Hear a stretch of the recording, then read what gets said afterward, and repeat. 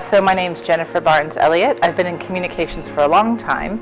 Most recently, I've just arrived in India, and I worked for an international school in Hong Kong. So it was a pre-K through grade 12 school, and we set up the communications department as well as some advancement and the alumni relations department at the school.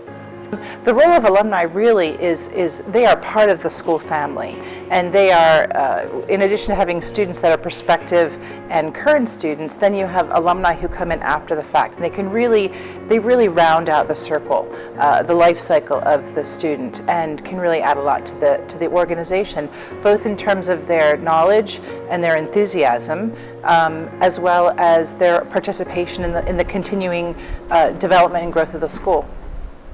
The mindset that schools need to have regarding their alumni is to think of them as part of the whole group, and not just a place to go for money or for donations. They really have to think of them as part of the whole family. Okay, so I think one way that you can really engage your alumni is with your prospective students.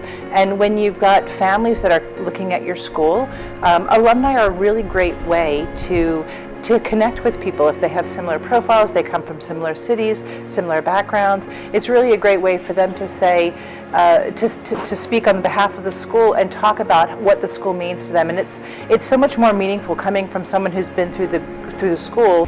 The school that I was most recently associated with was a young school, and we had an alumni reception in Singapore, and one of the people who came was one of the first parents at the school. So he didn't graduate from the school, but his kid was one of the first ones who came through the school, and he remembered the school when it was in a really old, dilapidated building, and all the furniture was mismatched and everything was very hodgepodge.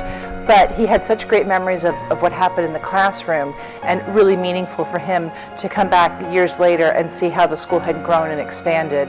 And he really reconnected with the school in a way that we never thought he would, because we hadn't heard from him in years. So that was really a great example of how, if you're patient and persistence, that people can come back.